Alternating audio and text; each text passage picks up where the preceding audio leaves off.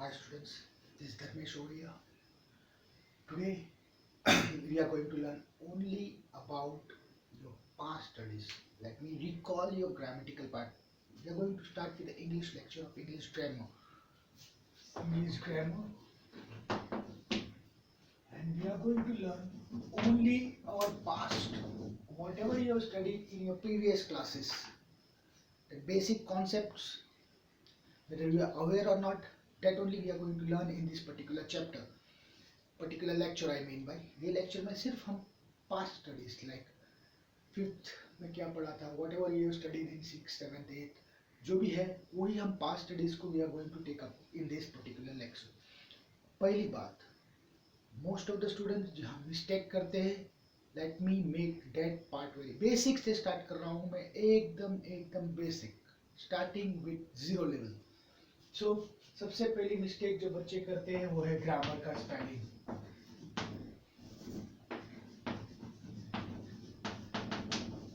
Most of the people write this spelling which is wrong. इसका मतलब होता है grammar, grammar, and we have grammar, not grammar, we have grammar. GRAMMAR, not ER. ER अगर लिखते होगे, लिखते थे या कहीं लिखा हुआ पड़ा है तो रॉन्ग पड़ा हुआ है. तो that makes first step that यहाँ से हम गलतियाँ स्टार्ट कर देते हैं in particularly English grammar. Similarly अगर हम बात करें, अगर सिमिलरली हम इस पॉइंट पे बात करते हैं तो हम स्टार्ट करते हैं first of all with a word. Grammar we will start with word. What is a word? शब्द किसे कहते हैं? What is a word? शब्द किसे कहते हैं? सबसे पहला पॉइंट आता है कि वर्ड क्या है, शब्द किसे कहते हैं. अगर हम वर्ड क्या है, what is a word, then simple definition कहता है हमारा. A simple definition says that a group of alphabets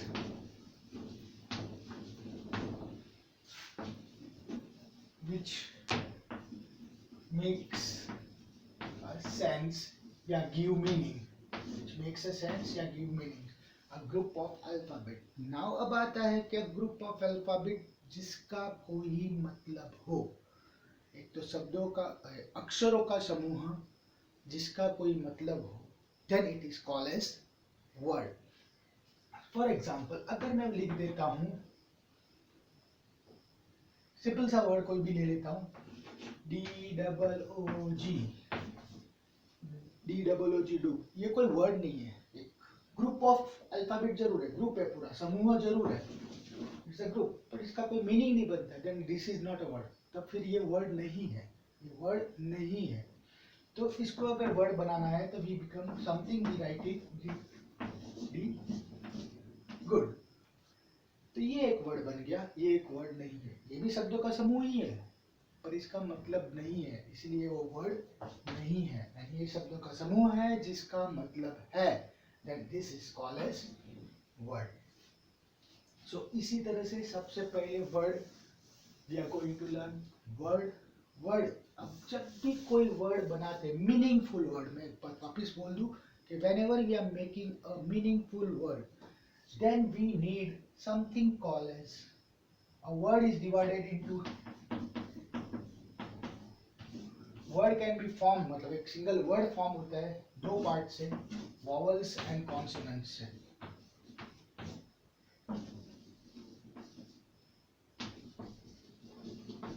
Vowels and consonants. I hope सबको पता है which are the vowels. Our vowels are 5 and consonants are 21. We are just doing हमारा literature type का जो English है उसको हम फोनेटिकल English की बात नहीं कर रहे हैं. तो अगर वर्ड की बात करते हैं तो वर्ड में vowels और consonants से बनता है. मोस्ट ऑफ द टाइम बच्चा पार्टी एक चीज जरा ध्यान रखना कि जितने भी हम वर्ड बनाते हैं 99.9%, अराउंड 99.9% वर्ड्स जो है हमारे वर्ड में वॉवल कंपलसरी है. हमारे वर्ड में वॉवल्स कंपलसरी है. विदाउट वॉवल्स वर्ड नहीं बनते. अगर हम हिंदी में बात करें तो स्वर और व्यंजन, जैसे विदाउट वॉवल वर्ड बनते नहीं है, ऐसा नहीं बनते हैं पर बहुत कम हो गए. गिन के आप 25-30 निकाल लोगे. For example bye, cry, try, my, fly, dry, जिसमें वॉवल नहीं है। आपको बता दूं, आपके लिए जानकारी के लिए बता दूं कि longest word without vowel, longest word without vowel in English is rhythm। बस खत्म। इस 5 अक्षरों का वर्ड जो है वही लॉन्गेस्ट वर्ड है in English. Next, vowels plays a important part. अगर ए ई आई ओ यू नहीं है तो वर्ड बनना बहुत मुश्किल हो जाता है। तो you should be very much clear that vowels are the most important part in English language. अब आगे वर्ड को अगर हम बात करते हैं तो वर्ड में हमें एक ही चीज लर्न करनी है कि when the word group of alphabet, जब उसको प्रॉपर ऑर्डर में अरेंज करके जब उसका मीनिंग बनता है तब तो वो वर्ड होता है, और अगर नहीं बनता है then it is not a word, it is just an group of alphabets. For example, जिसको हम बोलते हैं जम्बल्ड वर्ड। अगर मैं यहाँ कुछ वर्ड लिखते हूँ, ग्रुप ऑफ अल्फाबेट्स लिखता हूँ जिसका कोई मतलब नहीं है, फॉर एग्जाम्पल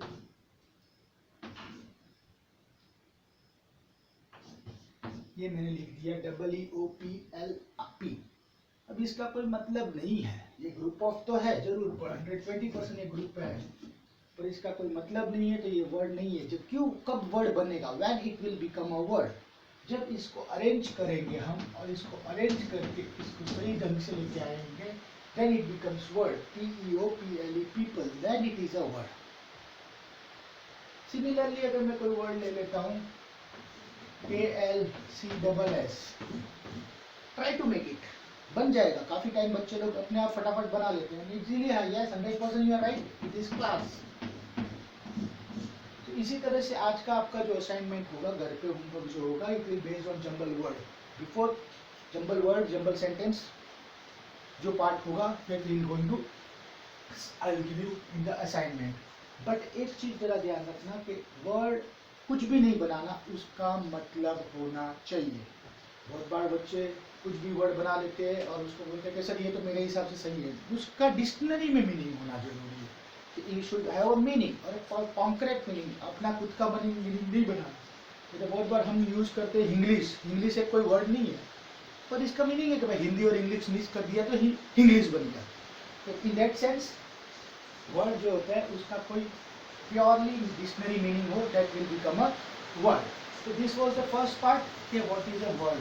अब वर्ड के बाद ही अगर आगे मैं चलते जाता हूँ तो वर्ड के बाद आता है सेंटेंस। नाम काफी सुना है, काफी बार देखा भी है, काफी बार मिले भी है इसको, और रोज मिलते हैं इससे। तो sentence is a, again what is a simple definition of sentence, group of words which makes sense. अब ये वर्ड जो था ग्रुप ऑफ अल्फाबेट्स था, ग्रुप ऑफ लेटर्स था। सेंटेंस है group of words which make sentence. अब वही same rule लागू यहाँ भी होता है कि ये ग्रुप ऑफ वर्ड्स है जो एक मीनिंगफुल वाक्य बनाता है। फॉर एग्जाम्पल, अगर मैं इसको लिख दूं नेम जॉन इज माई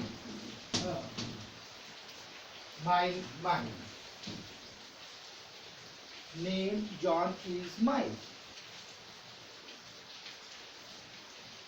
ये क्या हो गया, ग्रुप तो पूरा है 100%, पर ये क्या सेंटेंस बना था, कहाँ सब्जेक्ट है, कहाँ वर्ब है, कहाँ ऑब्जेक्ट है, कुछ नहीं। क्योंकि एक सेंटेंस बनने के लिए, अब रिकॉल करो, एक सेंटेंस बनने के लिए we should have this particular structure, subject plus verb plus object.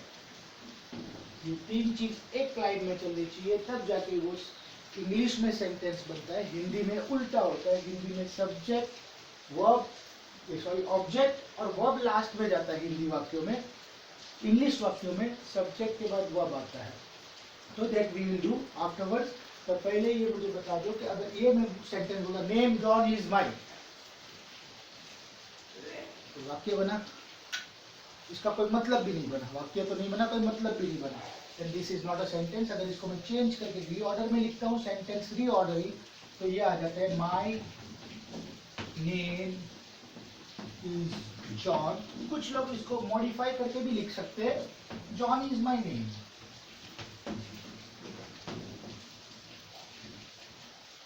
तो ये सब चलता है, दिस विल डू, बट ये तो कुछ नहीं चलेगा, ये 190% नहीं चलेगा, बिकॉज यहाँ तो सब्जेक्ट है, वर्ब है, ऑब्जेक्ट है, सब्जेक्ट है, वर्ब है, ऑब्जेक्ट है, चलता है। बट यहाँ तो सब्जेक्ट किधर है, क्या है पता है, name John is my, so this is what is called as broken English. This is what is called as broken English, और ये है pure English which we have to speak and we have to learn. So this is the first part of that sentence. क्या होता है now, एक sentence बनाने के लिए always English में subject, verb, object, ये pattern देता है, simple pattern जो हमारा होता है, subject, verb, object. अब जब हिंदी टू इंग्लिश में जब हम ट्रांसलेशन करते हैं, बहुत बार हम लोग ऐसे राइटिंग करते हैं, पैराग्राफ राइटिंग करते हैं, वॉट एवर नहीं राइटिंग स्किल के अंदर वी मेक, और even when we are communicating, जब हम बोलते हैं तब भी हम बहुत बार कोशिश करते हैं कि we are using this particular part, that हम हिंदी वाक्य को ट्रांसलेट करने की कोशिश करते हैं इंग्लिश में, तब बहुत ही उल्टा पुल्टा हो जाता है। इसीलिए जब हिंदी वाक्य को हम ट्रांसलेट करते हैं इंग्लिश में, तो वो जंबल सेंटेंस बन जाता है, उसको सेंटेंस को रीऑर्डर करना होता है। सिंपल लॉजिक बताता हूँ, मेरा नाम राम है, this is the sentence in Hindi. इसको अगर ट्रांसलेट करने बोला प्योर टू प्योर इंग्लिश में, तो मेरा मीन्स माई, नेम का मतलब हो गया नाम का मतलब नेम, राम का राम हो गया, है का मतलब हो गया इज। अब ये उल्टा पुल्टा है, इसको then when we make it clear order, my name is Ram, then this is called as sentence.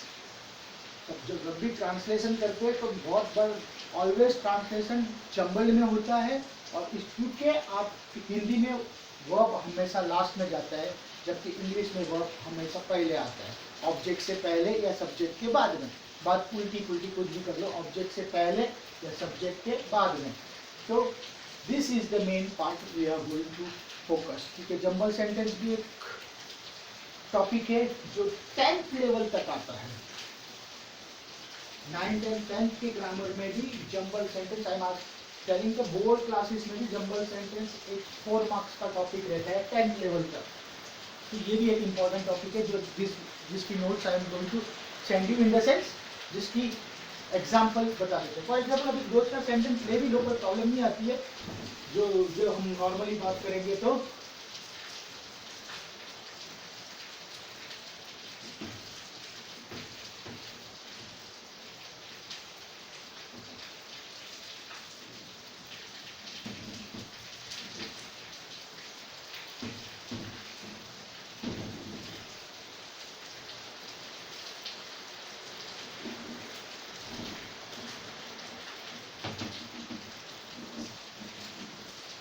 Tomorrow Sunday we will holiday अब इसको अगर चेंज करके बनाओ तो बहुत सारे बच्चे अलग अलग तरीके से बनाएंगे। कुछ बनाएंगे टुमारो विल बी संडे और हॉलीडे चलेगा, टुमारो विल बी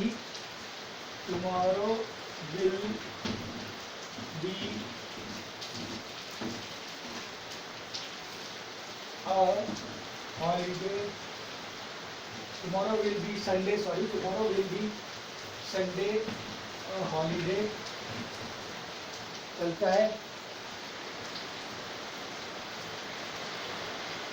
नेक्स्ट कोई और तरीका, जस्ट फाइंड आउट द तरीका। अगर आपको मिल जाता है कुछ और वे से, पर वो होना चाहिए सब्जेक्ट वर्ब ऑब्जेक्ट बेस्ड में।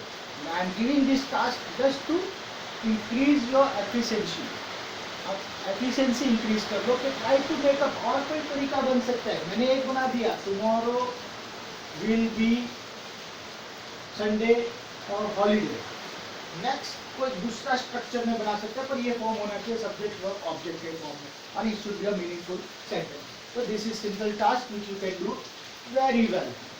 और इजीली हो सकता है, कोई भी लेवल का स्टूडेंट इसको कर सकता है, 10th लेवल का भी बच्चा को ये प्रैक्टिस जरूरी है, because it is a must part in their board exam. आगे हम आगे आते हैं तो सब्जेक्ट को डिवाइड किया जाता है, सॉरी सेंटेंस को सब्जेक्ट प्लस प्रेडिकेट। ये शायद आपने नाम सुने भी होंगे और पता भी है। सब्जेक्ट प्लस प्रेडिकेट की बात करूं मैं तो सिंपल सा लॉजिकल बात करूं तो सब्जेक्ट प्लस वर्ब, सब्जेक्ट अकेला हो गया और प्रेडिकेट का मतलब है वर्ब प्लस ऑब्जेक्ट जो होता है उसको हम प्रेडिकेट बोलते हैं। सब्जेक्ट अकेला हो गया प्लस वर्ब के साथ ऑब्जेक्ट जो होता है उसको हम प्रेडिकेट बोलते हैं। अगर इस वाक्य में मैं बात करूं कि आपको सब्जेक्ट और प्रेडिकेट डिस्टिंग्विश बिटवीन करना है, डिवाइड द सेंटेंस या separate the sentence into subject and predicate, तो बहुत ही सिंपल सा लॉजिकल बात आ जाता है। For example, they are going to school, तो नेचुरली ये सब्जेक्ट हमारा दे हो गया, क्योंकि वर्ब के बाद जितना भी सब कुछ है वो है प्रेडिकेट, जिसको हम नॉर्मल सेंटेंस में डिवाइड करेंगे तो ये हो गया सब्जेक्ट और ये हो गया प्रेडिकेट, और अगर सेंटेंस इंग्लिश वाक्य के हिसाब से डिवाइड करेंगे तो ये हो गया सब्जेक्ट प्लस आर गोइंग हो गया वर्ब प्लस टू स्कूल हो गया ऑब्जेक्ट। अगर हम 3 भाग में डिवाइड करते तो ऐसा बन जाएगा, पर verb plus object equal to predicate, ये तुम्हें ध्यान रखना है। सेंटेंसेस आ जाएंगे टेक्स्ट बुक में, तब जाके तुम्हें पता चल जाएगा कि what are how to separate subject and how to separate predicate. अब इसके बाद अगर आगे मैं जरा थोड़ा फास्ट जा रहा हूँ, उसका रीजन इतना सिंपल ही है कि this things are well known to you, ये तुम्हें पता है। मैं खाली इंट्रोडक्शन कर रहा हूँ, रिकैपिचुलेशन कर रहा हूँ कि पिछला पार्ट